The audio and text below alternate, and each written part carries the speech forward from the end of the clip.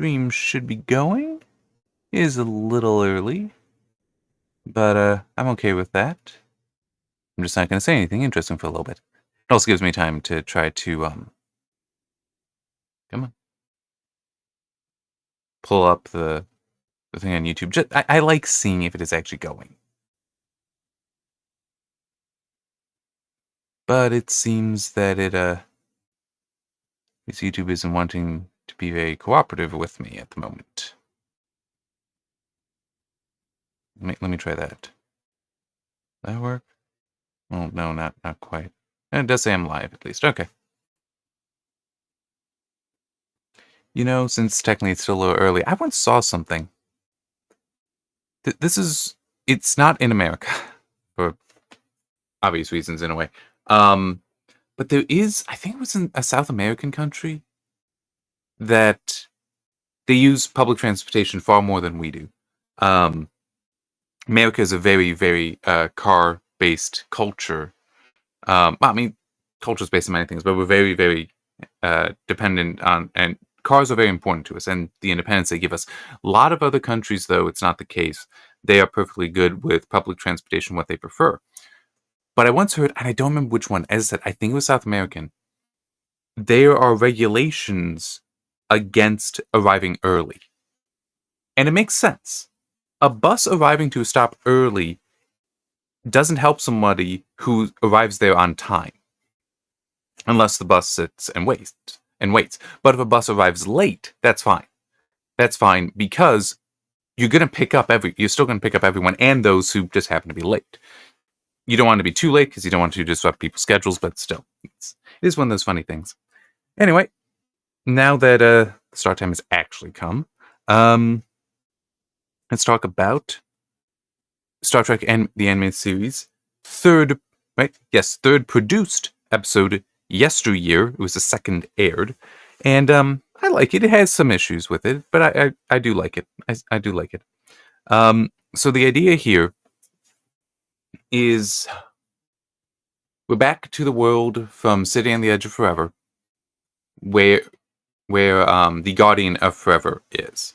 Pretty sure that's the name of it. The ring, stone ring thing that allows you to view time, but also travel through time. And they've gone there because, they're just helping out some historians who want to study about the history of the Federation, and I mean, that's a good way to do it.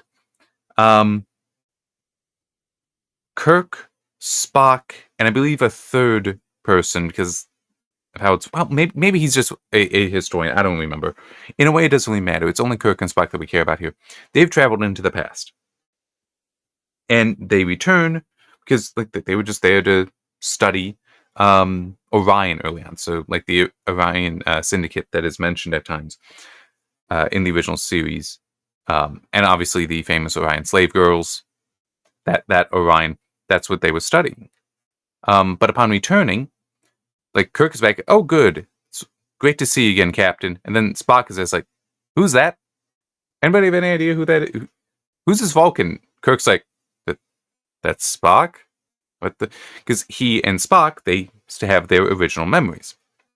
But something has happened to change the past, such that Spock, we discover, actually died at 7 years old.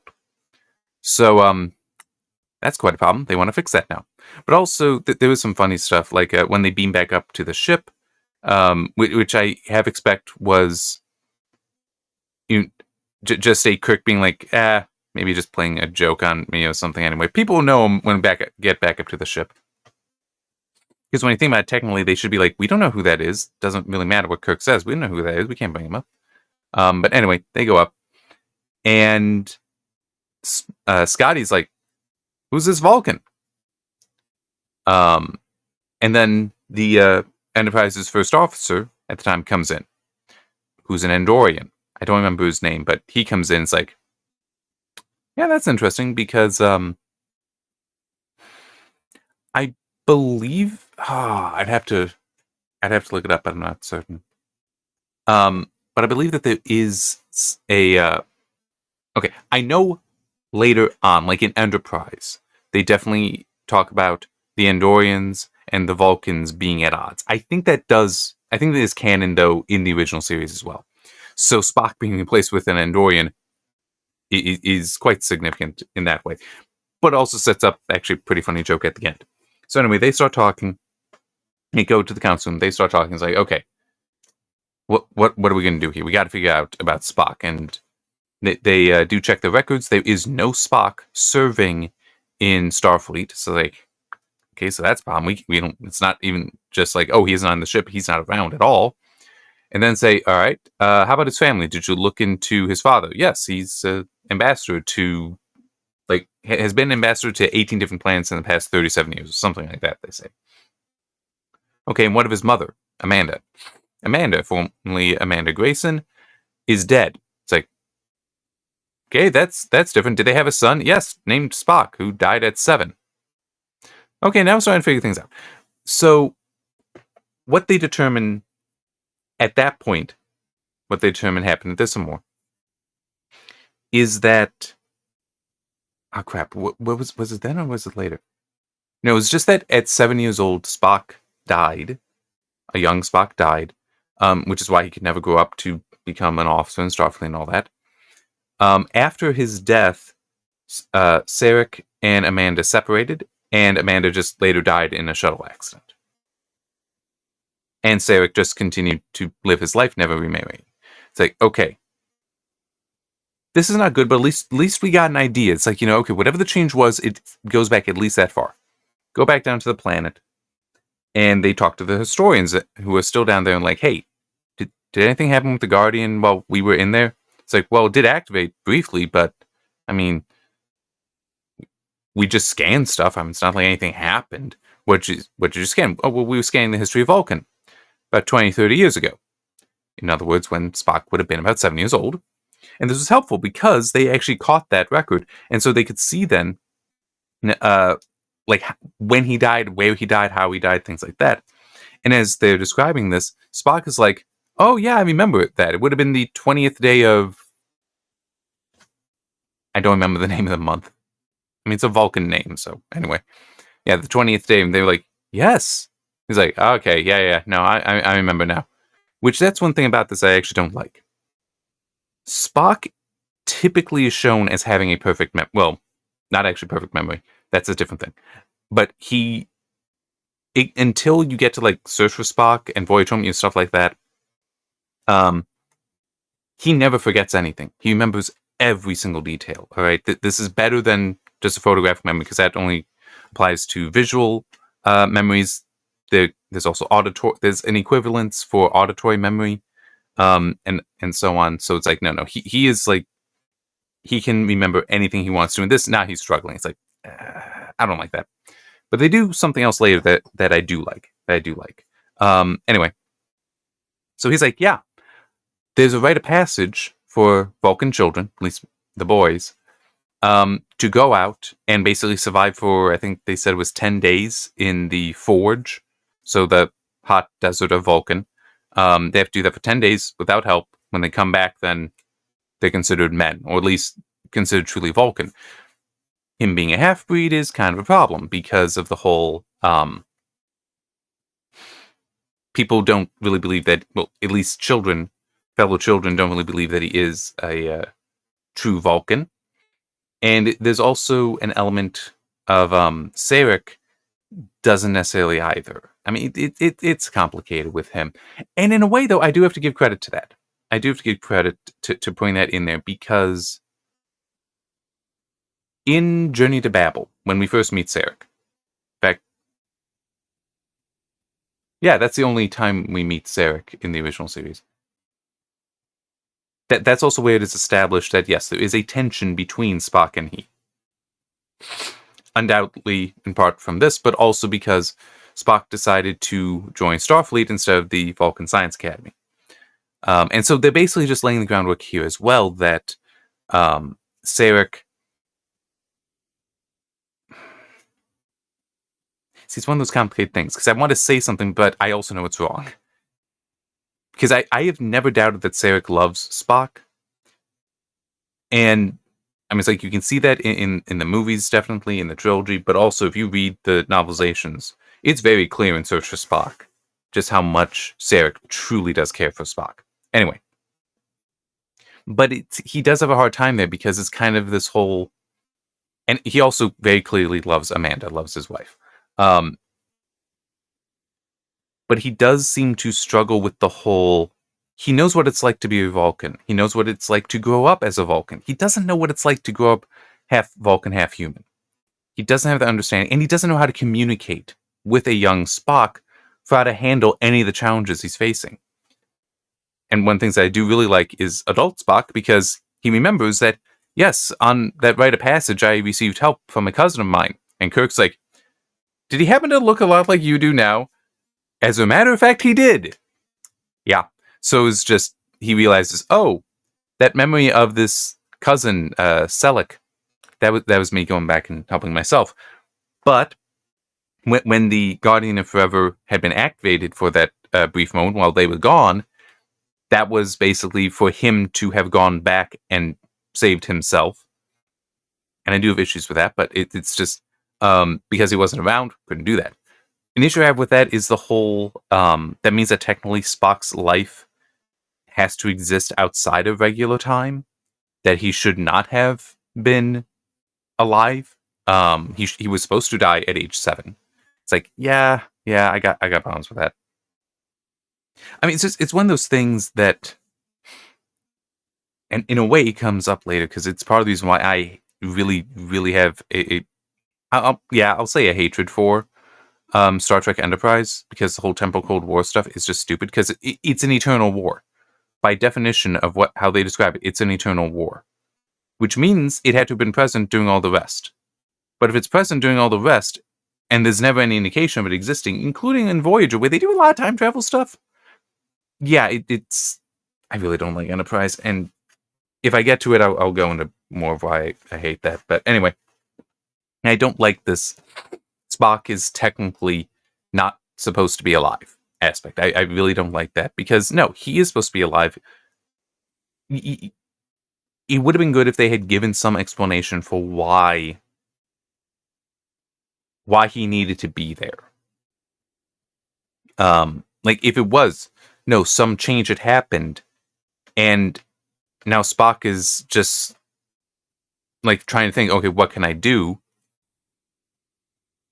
It could be something like Kirk being like, well, obviously we have to go back in time and save you. It's like, if that's when you died, we have to go back in time and interfere to keep you alive, try to prevent this from happening. And it could even be okay, well, Kirk being like, I'll go. It's like, and then Spock just go, no, you can't. That's Vulcan. You're a human. You will not be allowed in lots of places. You won't even be able to talk with some people. You can't go there. I have to go. And then you just do that, and then you come up with, yeah, I'll just say I'm a cousin, Selleck, and just go with that. So that way, this is the start of it, as opposed to him coming in the middle. Because yeah, otherwise you have these problems with time travel. Anyway, he goes back, and we are introduced to young Spock at a time when he's being bullied by other kids, which, it's one of those things that they do it again in Star Trek 2009, and it has always bothered me there. It does also bother me here some, but maybe not as much. Although in the Star Trek 3 novelization, although true, novelization is written after this, so there would, at least I'm pretty sure it's in that, there would be some, like, yeah, we'll pull that in there, but it does technically make it, even though I actually did see that the apparently Roddenberry did say that this is not considered canon. Technically, the novelizations would not be either, but it's all in there that, yeah, he was bullied as a child by the pureblood Vulcans, which I think I know it was in one of the novelizations, because I remember talking about how it actually makes sense, because yeah, they're Vulcans, but they're kids, and kids can be incredibly cruel. They can also be incredibly kind. It's part of growing up. Part of that whole pushing boundaries kind of stuff. Anyway, so we see that, and we also learn something that young Spock didn't know how to do the Vulcan neck pinch. So not only do we have adult Spock saving his life, but also he does teach him how to do the Vulcan neck pinch. Anyway, he's there, introduces himself to Sarek as just, I'm Selleck, sees Amanda, talks with her a little bit, all that. And he also learns something else. The rite of passage that young Spock needs to go through, which, by the way, Sarek, he doesn't help the situation. He doesn't help the situation at all. Because he's basically like, you have to do this to prove yourself Vulcan. To prove that you have a Vulcan heart. Because, otherwise, you're not a Vulcan. It's like, yeah, great idea. Let's just lay all this pressure on the child who is already struggling with his identity. Let's make it even worse. Great ideas. Like I said, Sarek, he knows how to be a Vulcan. He doesn't know. He has that knowledge. He has that experience. He doesn't know how to raise a half-human child. So anyway, Spock decides. Well, okay. What adult Spock learns from Amanda is that he's actually not to go through the rite of passage for another month. It's like, wait, but isn't this the 20th day of whatever month it is? It's like, yes, but it's like he starts to remember again. Oh, wait, that's right. I actually went out into the desert and did it all on my own first to prove that I was strong enough to do it later. I mean, yeah, I can see a child deciding to do that. In a situation, that actually makes sense. Still a little stupid, but it's like, yeah, it makes sense. The fact that Spock doesn't remember he had made that decision, adult Spock doesn't remember he had made that decision, that annoys me more. But anyway, young Spock goes out. The Celet, so the pet that in Journey to Babel, when Amanda is speaking with Kirk and Bones, and does describe this, and does also say that, oh yeah, it was like a teddy. You might think of it as a teddy bear, and Bones is like, oh yeah, I get to rib Spock on having a teddy bear. Yes, but then Spock comes over and explains that yes, if by teddy bear you mean something that has 6-inch fangs. It's like, cool, okay. So yeah, that's we finally get to see this thing, and it's big. It is quite large. Not that I've seen one in person, but I would put it on, like, they would be brown bears. Definitely bigger than a black bear, I believe. They would be brown bears. I think full-grown brown bear, bigger, but it's that I could see how you describe its scale. But it's nice. It's nice. It's a pet. It's domesticated. It's cool. It follows young Spock. Adult Spock also remembering what's going on. He follows after young Spock too, in order to keep him safe. And while they're out there, the young Spock comes across this dragon type thing that is able to, starts threatening young Spock. But the Celet is there. I don't remember the name. I'm sorry about that. And the Celet attacks to try to protect young Spock and is successful, partially. Does get injured. The dragon thing is about to attack and kill it. That's when adult Spock leaps in and Vulcan neck pinches the dragon thing. I mean, it is like a big lizard. So it collapses. And the Celet is able to get up and they walk away some, so get away from the dragon when it wakes up, but then it collapses. And this is adult Spock. It's like, I don't remember this. What's going on here? Look at it, and they discover that the Celet had been injured, cut by the dragon, and it has poison talons, apparently. So it is poison and is dying. So it's like, all right, we have to make a decision now. Because we can't possibly carry it. One of us has to go and get a healer and bring the healer here to hopefully, save the Celet's life, save this pet's life. And adult Spock is initially like, I'll do it, because it's not going to be easy to get there. I'm an adult, I'll do it. But young Spock is like, no, this is my responsibility. This is my fault. I'll go. So he goes, which is good.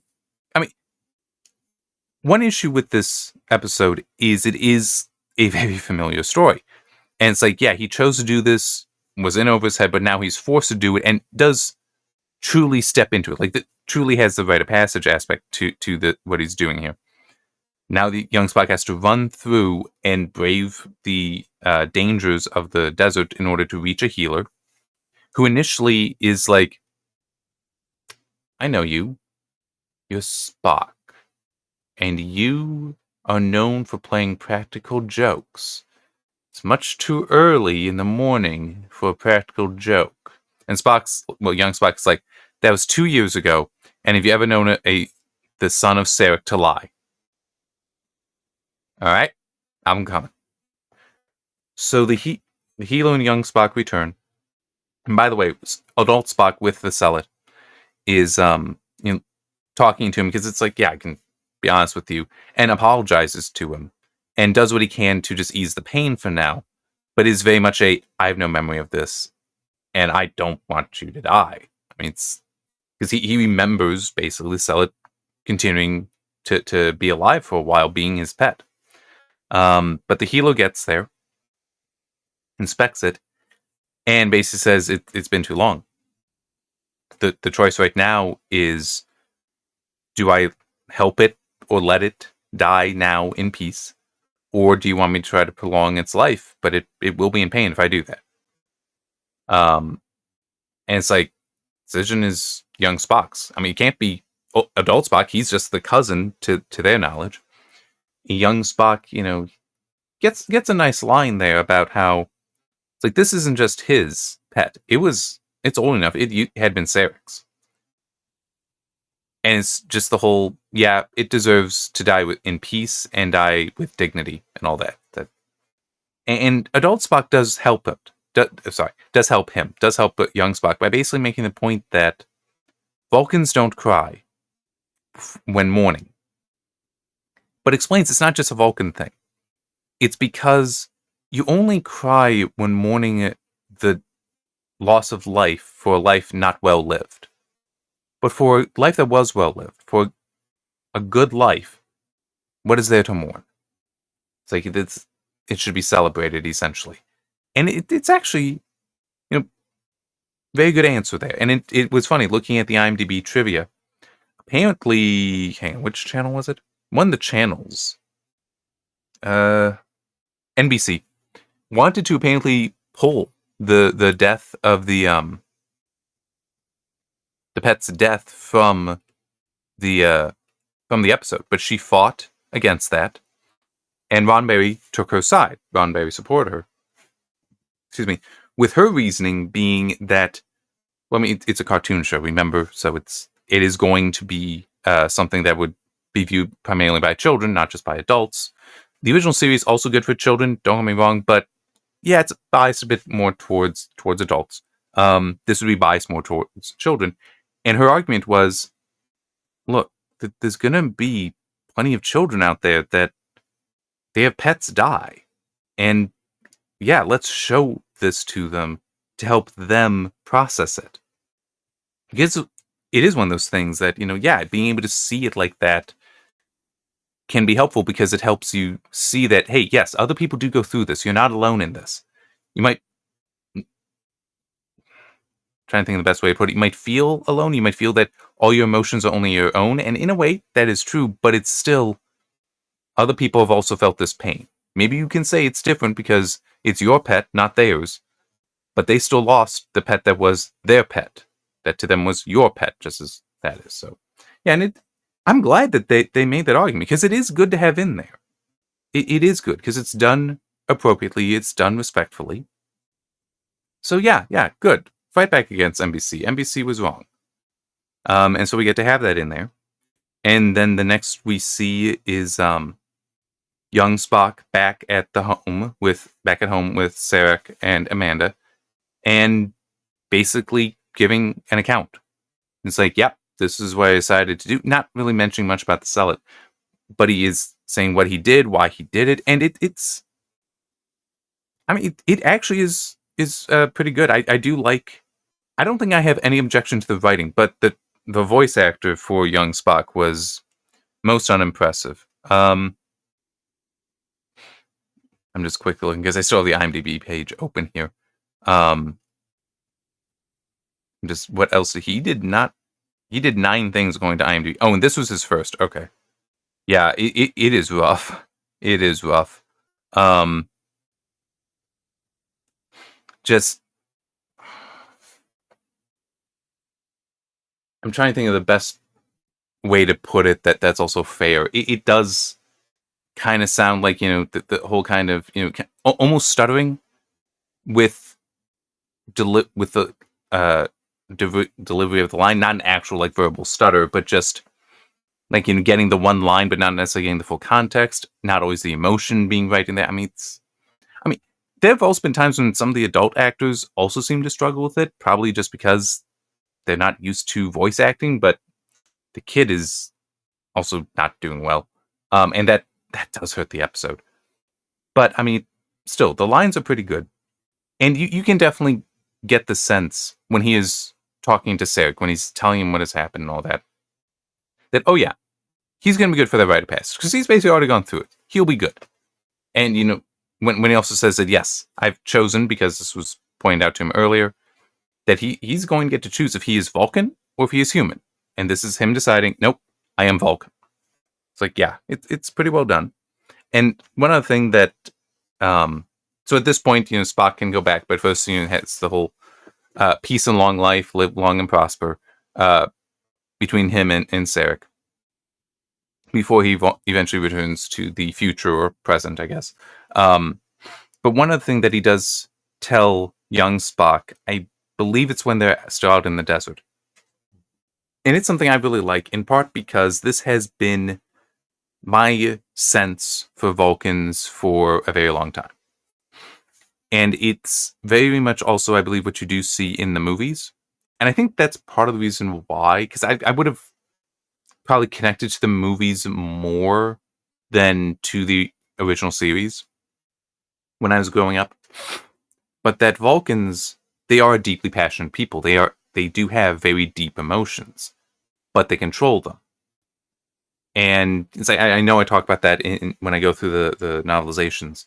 If you go back to look at those assigned reading videos, that they have that emotional control because they need it. Because if they did not control their emotions, they would be incredibly violent, and they're so physically strong. That is a problem, even amongst their own population. So they need the logic to cover for that.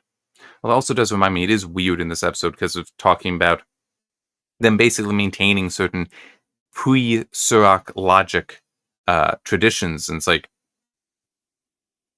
why? I'm like, you even talking about, like visiting the mountain of your gods, and that this whole rite of passage is born from when they were a warrior culture. It's like, what?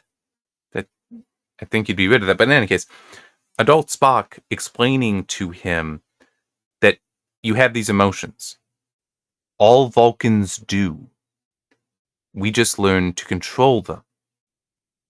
This is something that humans do not do. So he's basically saying that, look, what you're feeling, all the other Vulcans around you, they are feeling it as well, which is something that Surak can't really explain to Spock. Because, for one thing, he does see it as, we do control it, and you maybe just always sees it as, if I just keep telling you that we always control it, that we don't have emotions, that's going to get him to arrive at that same destination. But because of the human half, no, he struggles with it. He already feels an outsider. He's struggling with his emotions that might be amplified, at least harder to control because he's human. And so hearing this from Spock is very helpful. But part of the reason why I like him, where I started going with this, is that has been my sense from the movies. And that when you get to Spock of Star Trek VI, he is at that point of emotions are part of him, are fully part of him. He recognizes that. He maintains control over them. Yes, he is in control of them, but he doesn't deny them. He doesn't reject them. They are part of him, just a part that he has tempered. And I do like that. And it's like how he, in the scene with Valeris in his quarters, when he talks about how logic is the beginning of wisdom, not the end. It's like that's what I'm taking away from, that's what I always take away from that scene, is him saying that, yeah, our emotions are part of us. We do need to accept that. Logic is first for how we must learn to address our feelings and work with our feelings. But it is still, they're part of us. They are our feelings. So I like seeing that sentiment already present in, at this point in time in the animated series, so well before that. Because it also makes the most sense that, yes, they do have emotions. They just have to control them. All right. I'm doing a lot of that just off the top of my head. What else? What do I have in this? I do want to talk about the ending. I just want to see, is there anything else? Do.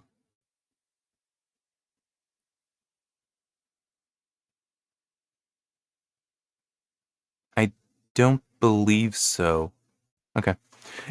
I will mention this. When returning to the present, adult Spock does mention about how, because Kirk asks him, hey, has everything been taken care of? And it's like, yes, it has. But, there's still a change there. What's that? A pet died instead of me. It's like, oh, well, in the grand scheme of things, that is probably fairly minor. And Spock just has the response of, to some. I mean, it's like, basically saying that, no, it does hurt him that his pet had to die. Why that difference occurred, I don't. Time travel is always wonky. It really is. And it's why I do have ideas for time travel stories, but it is man, you gotta write that shit down. I was like, you have to make sure you completely understand that to make sure that it all works out, that is technically accurate within itself, because it gets awkward otherwise. Very awkward. But yeah, so he's like, yeah, it sucks, but hey, everything's good. Beam back up. And when they're there, it's like, do they know you? And Bones is there in the transport room. Is like, while you two were exploring Orion, I was doing all the crew's physicals. Now, and you two are the last ones. So come on, let's get to it. Especially since whenever it comes time for you, Spock, have to recalibrate everything in sickbay in order to do your physical. And Spock just goes, well, if times were different, you would have to recalibrate for an Andorian instead. And Bones just is like, if I didn't know any better, I'd say it was a joke, but Vulcans don't joke. And Spock just responds, times change. And it's like, I think it may have been times change, Doctor, times change. And it's just like, I like that ending. That's a good ending. Because, I mean, the truth is, Spock does tell jokes. He's told them plenty of times. Not necessarily frequently, not as much as Bones or Kirk, but he does tell jokes. And I think some of it is, like that, where he is just, I know the other half of this meaning, such that it's not completely a joke. You just think it is. But yeah, it's yeah, I like that. I like that ending. But yeah, I have put this down as a weak recommendation.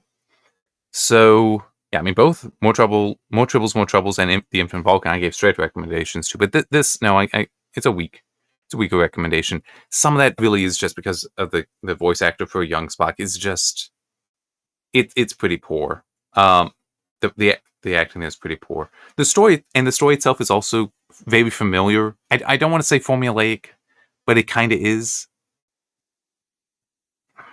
Formulaic sounds more negative than I want it to be, but it is a very familiar story. So it's like, yeah, now I got this beat, now I got this beat, now I got this beat. But it's still it's done pretty well. It makes sense. It does have the little bit of time travel. How did this start? How did Spock grow up to be an adult? What change causes to happen? All that, because it seemed to just be you weren't there to save yourself. And it's like, anyway, yeah, I'll mention that. I'm just looking at the IMDb trivia here. It does mention Jane Wyatt did not return to play Amanda, to provide the voice for Amanda for this. She doesn't reappear until Star Trek IV, The Voyage Home. But it does say here, and it was immediately recognizable to me, Majel Barrett provides the voice. So that's Christine Chappell in the original series, the voice of the computer, everything else. Loxana Troy in TNG and Deep Space Nine. And also Gene Roddenberry's wife. So, yeah.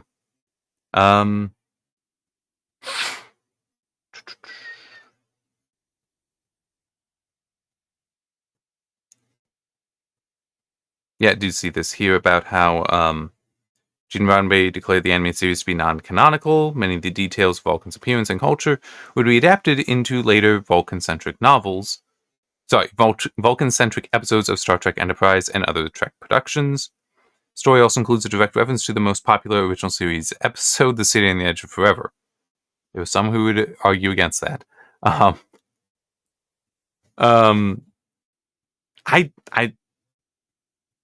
I just disagree with that being the most popular. I don't think that should be. I can understand people thinking highly of it, but no, I don't think it deserves that. Oh, did I mention before? Disa Fontana is who wrote it. She also wrote a number of the original series episodes. Definitely some of the best episodes she did write.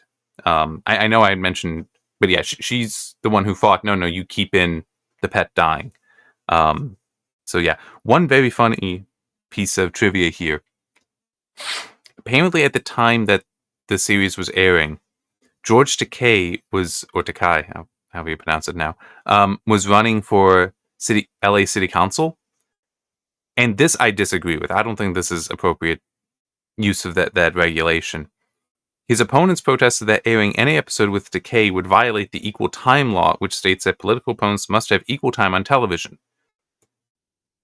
It's a little more complicated than that, but anyway. So although it is the second episode, third produced, but second episode to air typically, in LA it was actually aired first, before Beyond the Farthest Star, because Takei is not in it. Yeah. But no, that equal time thing, and there are exceptions to it. This should be considered an exception, because it's not political in any way. He's not present as a political character. He's just doing his day job kind of thing. So, yeah, I don't think that should have been it. But I could see the argument being, look, we don't even want to have to adjudicate this. We don't want anything to do with that. We're just going to air it in different order, so we don't, like the whole settling out of court kind of thing, where it's like, we don't want to go through any of that here. Let's just be done with this. I can understand that. But, the equal time thing is basically, if you have somebody that is taking a political stance, or is a political figure that is speaking on political matters, their opponent, you don't get to just be like, oh, well, we like them, so we're only going to air them. It's like, no, you have to give the other person time as well to rebut them. And I think it is still the case that you can actually, if Turbo, what was the first name? If you watch classic Tonight Show episodes with Johnny Carson, one of the bits there was he would play this guy, something Turbo, who would always be in like a plaid jacket and with a hat with the ear flaps, but they would never be cinched closed. They'd always be flapping out. And just like he's there to give his response to something that was said previously on the channel. That's a real thing. And I think that regulation is still there, that for certain topics, not all, but certain topics, a member of the community can go to the local news station and request time. And I think it is, you have to give the script, it has to be approved and all that. But you do, because you don't, this isn't a reason to violate other FCC regulations, but it is an FCC regulation that you can go there and have a rebuttal. So I guess an example, and this might not be right, but it's the best I can think of. It would be like if you had a city council member or a mayor, something like that is on local television channel and is pushing for, let's say, redoing a street where it's like, yeah, we're going to make this one way, or maybe even we're going to convert it completely to pedestrian and bicycle traffic only. We're not going to allow any cars there. Except for, it's like, if you live there, that's it, that there's no through traffic at all. It's like, we're going to do that and blah, blah, blah, blah. Technically, if this example would actually be an application of that, a member of the community could then go to that local station and be like, hey, I disagree with this. I want to be able to say that. And I do believe that they are like, okay, and maybe it has to be pre-recorded or something, just to make sure that you're not going to go on there and just start cursing, something like that, or do anything inappropriate. But that you get to go there and basically say, okay, hey, this is why you shouldn't have to do that. So that you do have equal time like that, but also like this, where it would be political candidates. But that is just, come on. It's a TV show that would have been filmed weeks, if not months prior And it's his day job. That just is silly, but yeah. I'm kind of out of other things to say. Let me. What is. Okay, so next is Beyond the Farthest Star, which is actually the first episode to air. So, yeah, that'll be interesting. I'm also just looking at the star dates. Can I.